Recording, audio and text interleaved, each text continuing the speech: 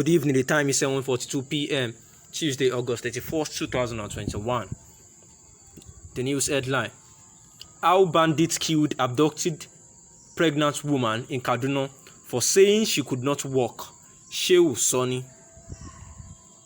The news info: Until her death, the victim was a pharmacist at the Ahmadu Bello University Teaching Hospital, Zaria.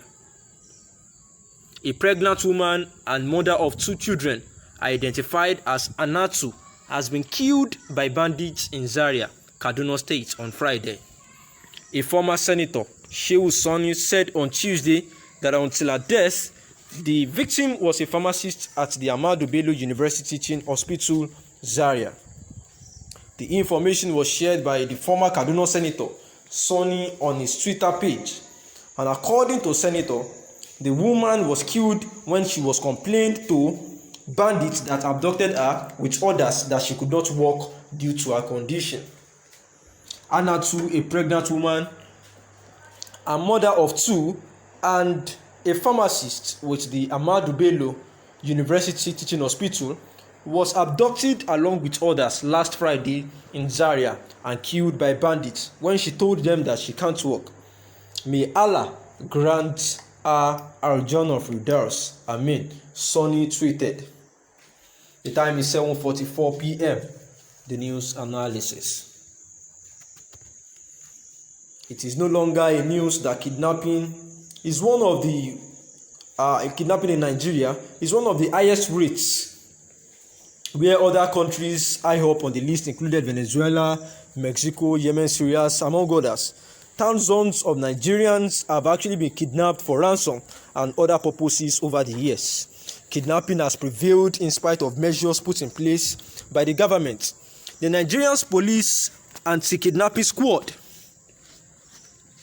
introduced in the 2000s, has endeavored to stem the menace, but this has been to no avail, mainly due to a lack of manpower and poor logistics. In the view of a writer, he once says that these efforts have also failed because of the weak sanctioning and deterrence mechanism. Kidnapping thrives in an environment that condones crime, where criminal opportunism and impunity prevail over deterrence. This obviously calls for an urgent review of Nigeria's current anti-kidnapping approach to make it more effective. Most prominent leaders of the country are yearning every now and then about the situational crisis of the kidnapping in the country. However, the federal government seems to turn deaf ears and are not working hard to make sure that this act of deterrence becomes reduced at all costs. Even prior to the advent of colonialism, where there were recorded cases of kidnap for rape, ritual, or other purposes in various parts of Nigeria. But kidnapping today is done primarily for ransom, either money or material equivalent to be paid for someone's release. The underlying logic of kidnapping enterprise is that the victim is worth a ransom value, and they or their proxy have the capacity to pay. Kidnappers actually persist because of the benefits of their crimes exceed the costs. Each victim has a so-called kidnap ransom value, which makes them an attractive target. This value is determined by a number of factors. These include the victim's socio-economic or political status, family or corporate premium on the victim, the type of kidnappers involved, as well as the dynamics of ransom negotiation. We have had several cases where secondary school students were kidnapped. In fact, lately in Kogi State, a lecturer and 3 other students who were coming back from a vigil were also kidnapped. And somewhere on the highway in a particular state, the localities, the commuters there actually described that highway to be so dangerous because bandits have found it so convenient for them to quickly come on the highways to kidnap as many people as possible. And it has become difficult for even people that travel in the night to do so with an assurance that there is safety in the country. The kidnapping business in Nigeria has been most perpetrated by criminal gangs and violent groups pursuing political agendas. Bandits have often taken to kidnapping for ransom to make money. The escapades of the famous kidnap kingpin Evans speaks volume of this pattern of kidnapping. Evans was a multimillionaire kidnapper who was arrested in Lagos a few years ago. He is currently in detention awaiting trial. Organized violent groups such as militants and insurgents have also been involved in kidnap for ransom in Nigeria.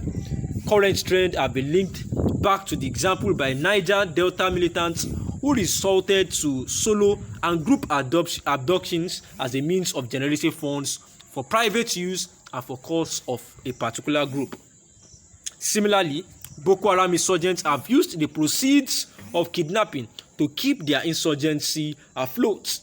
The insurgents engage in single or group kidnapping as a means of generating money to fund their activities. Huge sums are paid often as ransom by the victim's family and associates to aid their release. In addition to militants and insurgents, organized local and transnational criminal syndicates have been involved. This is happening to apocalyptic proportions, in the northwest Nigeria, where rural bandits engage regularly in kidnapping. We have recorded kidnappings in states of Zamfara, Kaduna, Kebbi, Sokoto, and even President Muhammadu Buhari's home state, which is Katsina. Kidnapping has led to the loss of tens of thousands of lives and huge sums of money in Nigeria. Many of the victims of this crime have been killed in the course of their abduction, custody, or release. Many more have been injured. This is an addition to huge amounts of money lost to ransom takers. And just of recent, a former senator known as Shehu Sani just posted of recent that a pregnant woman and mother of two